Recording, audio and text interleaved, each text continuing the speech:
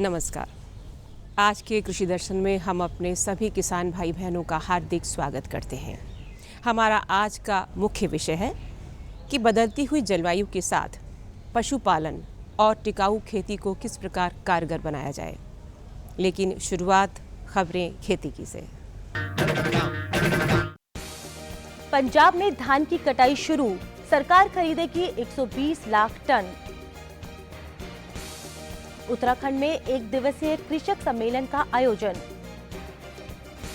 बिहार में केला और गन्ना अनुसंधान केंद्र खुलेंगे। हिमाचल प्रदेश पारितंत्र अध्ययन के लिए जर्मनी ने दिए 320 करोड़ रुपए।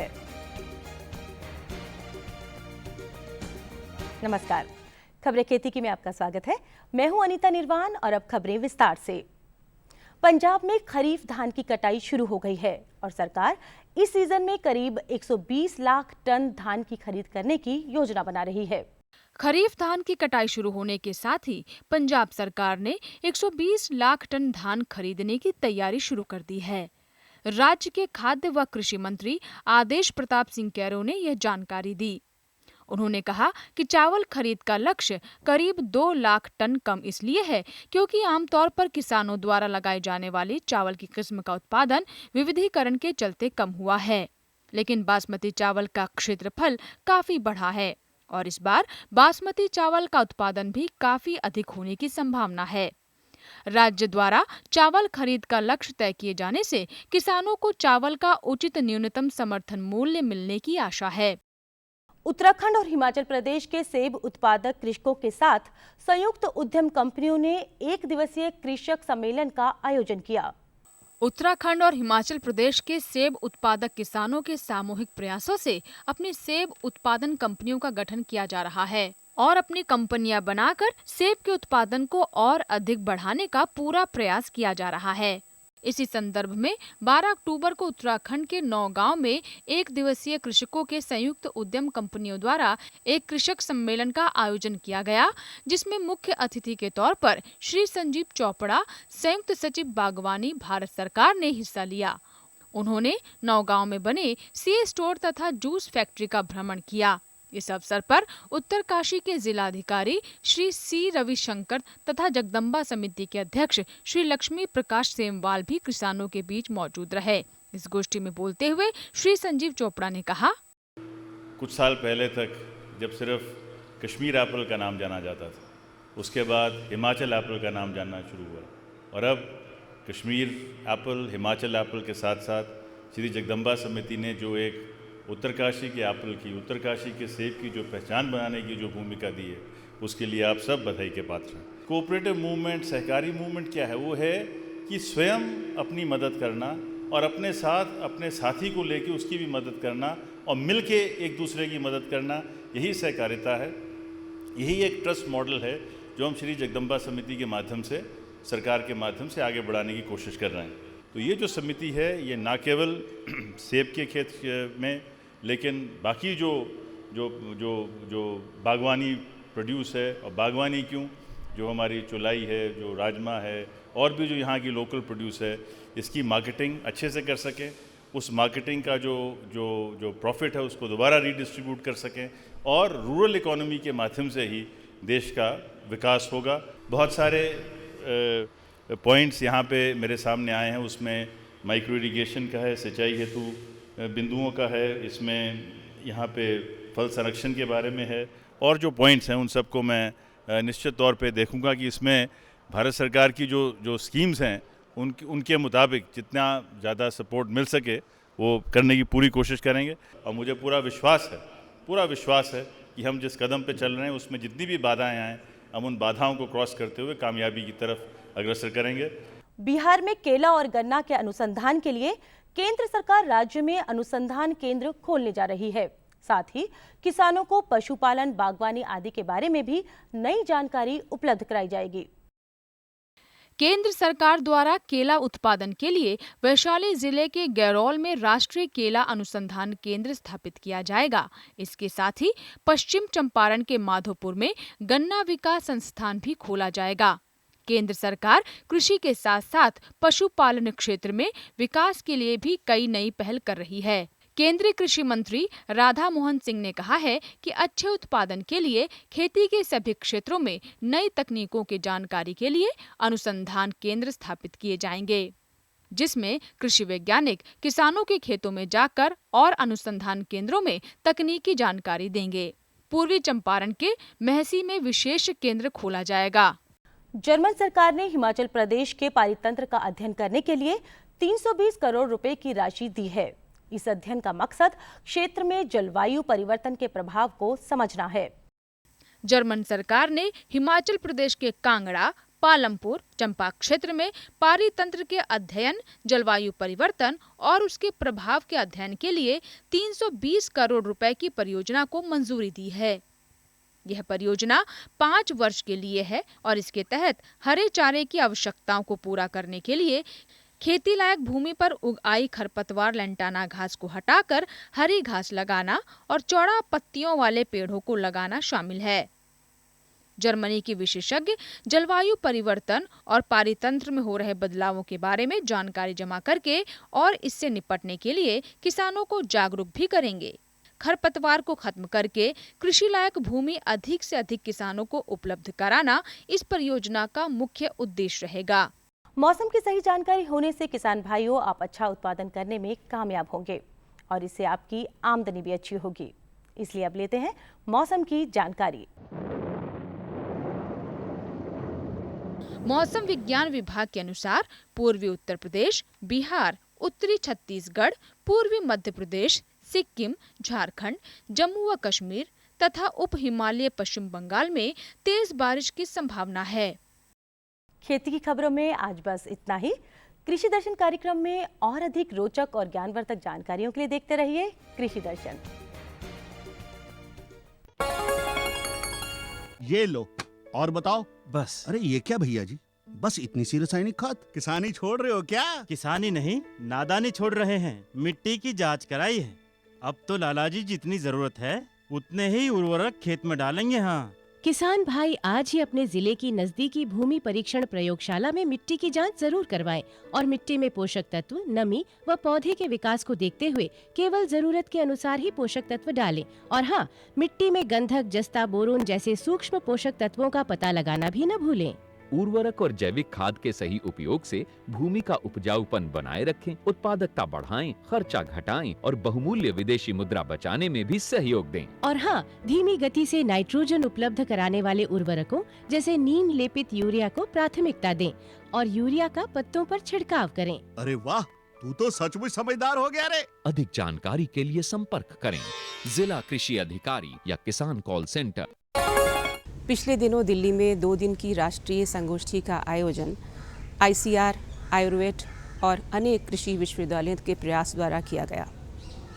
इस संगोष्ठी का विषय था किस तरह बदलती हुई जलवायु के साथ पशुपालन और टिकाऊ खेती को और बेहतर बनाया जाए, जिसमें कई वैज्ञानिकों ने, कई पशुपालकों ने और अनेक किसानों ने भाग लिया। ये सभी पूरे देश भर से आए और इसमें शामिल हुए। तो आइए देखते हैं इसी पर एक रिपोर्ट।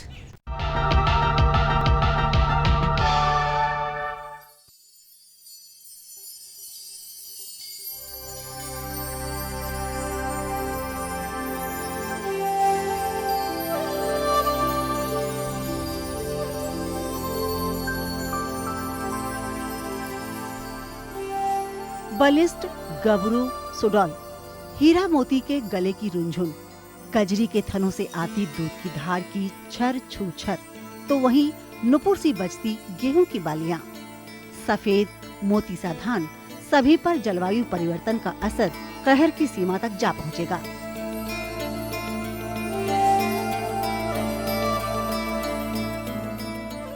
इसी सोच पर केंद्रित पिछले दिनों एक राष्ट्रीय संगोष्ठी integrating agriculture and life stock for sustainability challenge of climate change विषय लिए का आयोजन भारतीय कृषि अनुसंधान परिषद, आयुर्वेद रिसर्च फाउंडेशन नई दिल्ली और बीकानेर स्थित राजस्थान पशु चिकित्सा एवं पशु विज्ञान विश्वविद्यालय के संयुक्त प्रयासों द्वारा किया गया। 2 दिवसीय इस संगोष्ठी का उद्घाटन डॉक्टर APJ कलाम, पूर्व राष्ट्रपति भारत सरकार द्वारा दीप प्रज्वलित कर किया गया। इस अवसर पर गणमान्य विषय विशेषज्ञ, विद्यार्थी वर्ग और बड़ी संख्या में किसान भाइयों ने भाग लिया। बड़ी संख्या में आए इन भागीदारों का स्वागत करते हुए आयुर्वेद रिसर्च फाउंडेशन के अधिशासी निदेशक श्री अनूप कालरा ने महामहिम डॉक्टर कलाम की उपस्थिति को गौरवमयी घटना बताया, जिसने आयोजकों और सभी उपस्थित समुदाय को प्रोत्साहित किया। श्री कालरा ने स्पष्ट किया कि यह आयोजन मुख्य अतिथि की प्रेरणा का ही परिणाम है। आज संस्था द्वारा पशुधन स्वास्थ्य की दिशा में किए जा रहे उल्लेखनीय प्रयास सहयोगियों के कारण ही सफलता प्राप्त कर पाए हैं। एक कार्यक्रम है हमने जो बनाया है आयुर्वेद संबंध कार्यक्रम। इसके अंतर्गत हम लोग गांव-गांव जाते हैं, गांव में गोष्ठी करते हैं। किसानों से बहुत सारी चीज़ें हमें सीखने के लिए मिलती हैं और जो चीज़ हमारे पास अच्छी होती है वैज्ञानिक तौर पे जो किसानों के काम की हो वो हम लोग उनके साथ शेयर करते हैं, उनके साथ चर्चा करते हैं। फिर हम लोगों का आकाशवाणी के साथ पिछले करीब 6 वर्षों से कार्यक्रम चल रहा है। इसे हम लोग कहते हैं आयुर्वेद पशु जगत कार्यक्रम। तो इसमें हर सोमवार को 7 से 7:30 बजे हम किसी अच्छे वैज्ञानिक को या किसी अच्छे किसान को बुलाते हैं और एक किसी अच्छे टॉपिक के ऊपर चर्चा होती है, जैसे थनेला के ऊपर हो गई, बांझपन के ऊपर हो गई, टिकाऊ खेती के ऊपर हो गई, या पानी कितना मूल्यवान है इसको हम कैसे बचाएं, या औषधीय पौधे हैं इसको। तो हम किसान भाइयों के साथ कई तरीके से जुड़ रहे हैं। लेकिन आज जो मुझे लगता है जो समय आ गया है वो ये है कि सिर्फ हमें उत्पाद बढ़ाना ही नहीं है, लेकिन किसान भाइयों को ये भी जानकारी देनी है कि जो भी उत्पाद आप प्रोड्यूस कर रहे हैं उसकी गुणवत्ता भी है कि नहीं। क्योंकि हमारे किसान भाइयों को हमें इतना ट्रेन करना है ICR के साथ मिलके, राजूवास के साथ मिलके कि आप किसान भाइयों उत्पादन कर रहे हैं, बहुत अच्छी बात है, लेकिन इसको बढ़ाएं और इसकी क्वालिटी को भी बढ़ाएं। क्योंकि अगर क्वालिटी बढ़ेगी तो हम एक्सपोर्ट कर पाएंगे। अगर हम एक्सपोर्ट अधिक कर पाएंगे तो हमें इंपोर्ट कम करना पड़ेगा। अगर हम इंपोर्ट कम करेंगे तो हमारी जो GDP के ऊपर जो नेगेटिव इफेक्ट आ रहा है हम उसको पॉजिटिव में कन्वर्ट कर पाएंगे, किसान की आमदनी बढ़ेगी। किसान और विद्यार्थियों की उपस्थिति ने मुख्य अतिथि डॉक्टर कलाम को विशेष तौर पर आकर्षित किया। अपने संभाषण की शुरुआत ही उन्होंने विद्यार्थियों के साथ सीधे वार्तालाप से की। यही नहीं, उन्हें समर्पित होकर देश की समृद्धि के लिए कार्य करने की प्रेरणा दी और शपथ भी दिलाई। डॉक्टर कलाम ने किसान वर्ग को उनकी मेहनत भरी जिंदगी के लिए सराहा और भविष्य में भी देश को भरपूर उत्पादन देने की आशा जगाई। डॉक्टर कलाम ने पशुपालकों को कृषि की एक महत्वपूर्ण कड़ी बताया, तो वहीं विषय विशेषज्ञों से पशु आहार की समुचित उपलब्धता न होने पर चेताया भी। उन्होंने सीधा सवाल किया, how you can change weed into feed, यानी खेत में उगी खरपतवार को पशु आहार में कैसे बदला जा सकता है।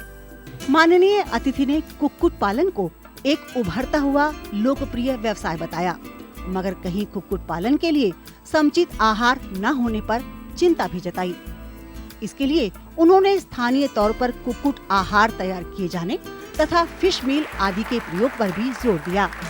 इस मौके पर डॉक्टर कलाम ने आयुर्वेद के अध्यक्ष श्री प्रदीप वर्मन तथा अन्य के साथ 2 महत्वपूर्ण प्रकाशनों का भी विमोचन किया। साथ ही आयुर्वेद द्वारा तैयार एक लघु वृत्त चित्र भारत भाग्य विधाता का प्रदर्शन भी किया, जिसे डॉक्टर कलाम तथा अन्य गणमान्यों द्वारा तल्लीनता से देखा गया।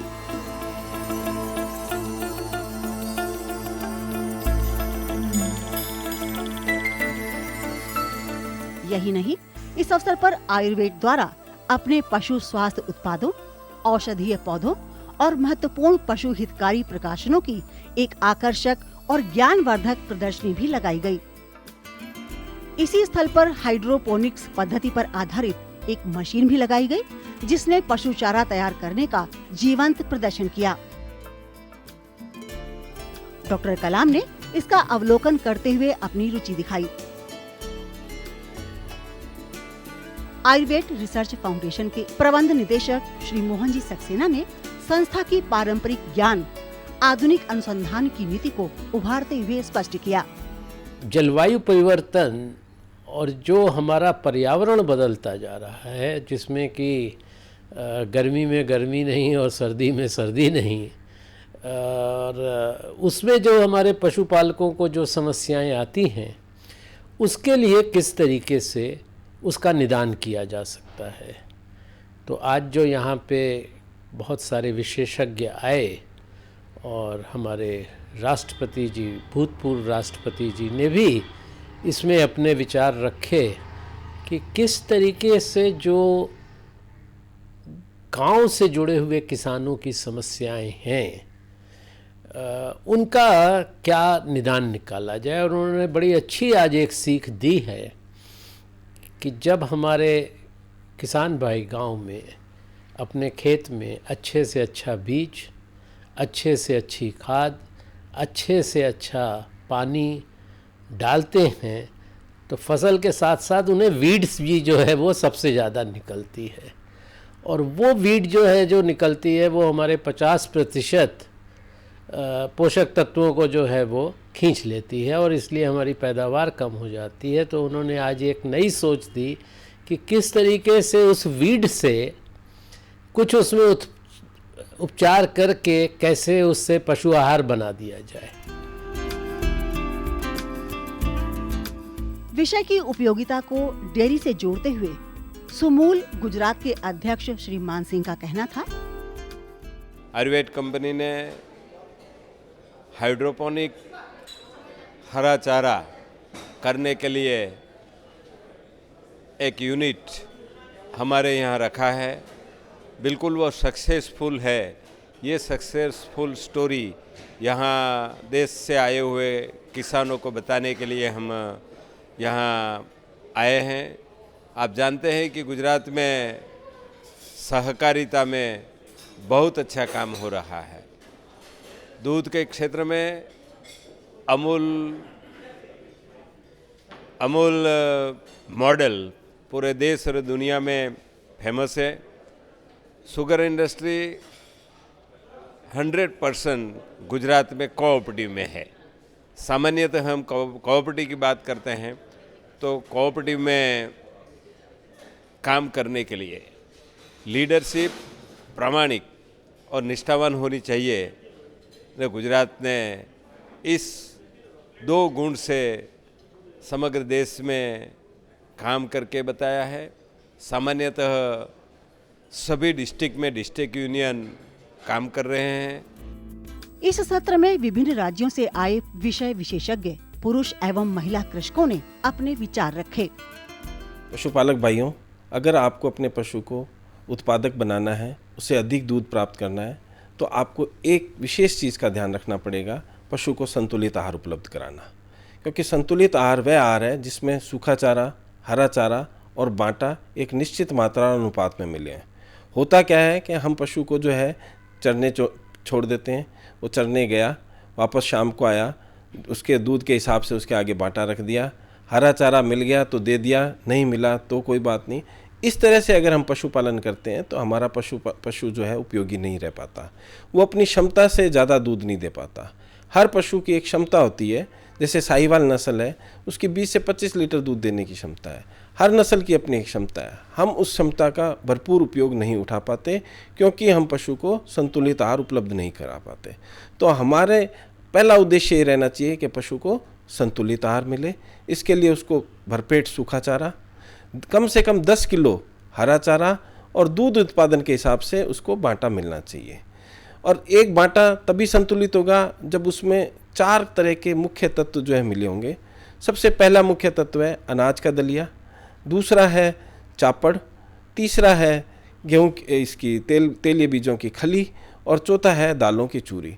इन 4 तत्वों को आपस में बराबर में मात्रा में मिलाकर आप बना लें और उसमें 2% की दर से खनिज लवण और 1% की दर से मोटा नमक मिला दें। ये अगर आप अपने पशु को देते हैं तो पशु अपनी उत्पादन क्षमता के अनुसार दूध भी देगा, स्वस्थ भी रहेगा और प्रजनन संबंधी समस्याओं से भी दूर रहेगा। किसान भाइयों, सबसे महत्वपूर्ण जो मैं आपको बताना चाहता हूं, क्योंकि यहाँ पर एक सिंपोजियम चल रहा है जिसके अंदर की चारे के विकास के बारे में भी कई बातें की जा रही हैं, और इसी संदर्भ में मैं आपको ये बताना चाहूँगा कि जब पशु, नवजात पशु जब वयस्क होता है, बड़ा होता है, अगर उसमें 100 रुपये खर्च होते हैं तो 70 से 75 रुपये पशु को, उस नवजात पशु को खिलाने पिलाने में खर्च होते हैं। जब 70 से 75 रुपये उसको खिलाने पिलाने में खर्च हो रहे हैं तो हमारे को भली बात ये समझ लेना चाहिए कि पशु पोषण या पशु का चारा या पौष्टिक आहार कितना महत्वपूर्ण है। अगर हमने इस संभाग को अगर अपनी अच्छी तरह से पकड़ में रख लिया, वैज्ञानिक जगत से तालमेल करके अगर पशु को पौष्टिक आहार प्रदान किया, तो निश्चित ही आपके पशु के उत्पादन में, उसके दूध के उत्पादन में, मांस के उत्पादन में, ऊन के उत्पादन में, अंडे के उत्पादन में, सब में बहुत अतीत वृद्धि होगी और आपके खर्चे के अंदर भी बहुत कमी होगी। हमें इस सिंपोजियम में बहुत कुछ सीखने का मौका मिला, जैसे कि हाइड्रोपोनिक्स से हम तो अभी तक धान की नर्सरी ही तैयार करके लगा रहे थे, इसमें चारा का भी हमें पता चला कि ये हम चारा भी उगा सकते हैं इससे पशुओं को। जब हमें कभी चारा उपलब्ध नहीं रहता है तो हम इस हाइड्रोपोनिक मशीन से चारा भी उगा सकते हैं। और वैज्ञानिकों के हमने काफ़ी अच्छे तर्क सुने कि हम सोसाइटी बना करके कैसे, अभी जैसे अमूल से कुछ लोग आए थे तो उनसे भी हमारा संपर्क हुआ कि वो कैसे एक समिति बना करके आगे बढ़े हैं। तो हम भी चाहेंगे कि हमें एक उत्साह पैदा हुआ कि हम भी समिति की ओर ध्यान दें और बहुत सी नई तकनीकें, कृषि की नई पशुओं के डेयरी के बारे में, जैसे आयुर्वेद के बारे में हमने और कुछ गहराई तक जाना है, काफ़ी किसानों से मिले हैं, उसका हम बहुत लाभान्वित होंगे। मैं इस जो कार्यशाला में आई हूँ, हमारे को एक पशुओं के बारे में जो जानकारी दी है उनके बारे में जानकारी मिली है। हमें पशुओं को अच्छा चारा देने के लिए, उनकी बीमारियों के बारे में रोकथाम के लिए हमें फ़ायदा हुआ जी। यहाँ इस सिंपोजियम में आके बड़ा अच्छा लगा। फार्मिंग की अलग अलग तरीके और उन्होंने जो पशुधन के ऊपर जो काम किया है, उनके जो मेडिसिन है वो बहुत अच्छे हैं और हमें बड़ा अच्छा लगा कि ये नॉलेज लोगों को दे रहे, किसानों को भी संगठन करके उनको आधुनिक तकनीकी से खेती कैसी की जाए ये बता रहे हैं। उनका हाइड्रोपोनिक सिस्टम है फीडर का, वो तो बहुत अच्छा है। बहुत शॉर्ट टर्म में हम पशु खाद तैयार कर सकते हैं। बहुत अच्छा लगा यहाँ के। यहाँ पे हमने देखा जो 5 फार्मूला है, फीड, फोडर, फ्यूल, ये सब देख के ऐसा लगा कि अभी ये सब अगर होगा तो किसान सच में समृद्ध होगा और स्वावलंबन की तरफ वो बढ़ेगा। तो एक अच्छी अपॉर्चुनिटी मिली ये सब देख के। और यहाँ का जो बायोफ्यूल प्लांट है वो हम प्रयास करेंगे कि महाराष्ट्र में भी उस पर कैसा काम हो सके। और दूसरी बात जो है, जो अपना दूसरे तरीका खाद वगैरह जो बनाने का या हाइड्रोपोनिक सिस्टम है, उससे जो प्रोडक्शन का रिस्क है किसान का, जो प्रोडक्शन के टाइम में वातावरण से पूरा निसर्ग में ये रह के रिस्क होता है, वो भी मिनिमाइज होने का अच्छा एक प्रयास यहाँ पे देखने को मिला। इस जो प्रोग्राम में आए हमने, महान विभूतियों ने जिस तरह से हमारे को बताया, तो हमारे को लग रहा है कि कृषि के साथ साथ जो पशु का प्रोग्राम के ऊपर जो किसानों से सीधे जुड़ने का रास्ता अपनाया है, तो कंपनी तो सभी दवाई बना रही है, पर इसके जो फार्मूला इन्होंने बताए सीधे किसानों को, तो इसमें हमारे को लग रहा है कि किस पशुधन में कृषि के साथ साथ बड़ा अच्छा लाभ कमा सकते हैं। साथ में एक इन्होंने जो मशीन बनाई है जो शॉर्ट टाइम में नर्सरी तैयार कर सकते हैं, चारा तैयार कर सकते हैं। जैसे हमारा एरिया ग्रेटर नोएडा है, उसमें एरिया कम होता जा रहा है जोत हमारी, तो उससे पशु पालने में जो चारा कम हो रहा है तो उसकी भी पूर्ति कर सकते हैं और किसान इससे लाभ कमा सकते हैं। खुशबू की फुहार में, स्वाद की बहार में, तरक्की की तानों में, खिलती मुस्कानों में, हरे भरे पौधों में, बड़े बड़े सौदों में, मधुर भिनभिनाहट में, खुशियों की आहट में। NHM बागवानी मिशन, हमारी चाहत, आपकी मुस्कुराहट।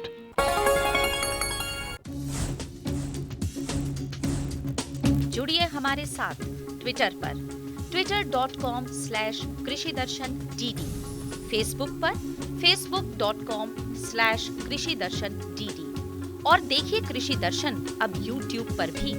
youtube.com/user/कृषि-दर्शन-dd। भेजें हमें मेल कृषिदर्शन-dd@gmail.com पर। और अब समय है आपसे आज्ञा लेने का, लेकिन चलने से पहले आपको अपने कल के कार्यक्रम के बारे में बताएं। कल का हमारा विषय रहेगा कि कीटनाशकों का प्रयोग करते समय क्या क्या सावधानियां बरती जाएं, और इसके साथ खबरें खेती की तो होगी ही। तो इसी के साथ हम आज का कृषि दर्शन समाप्त करते हैं। कल आपसे फिर भेंट होगी। नमस्कार।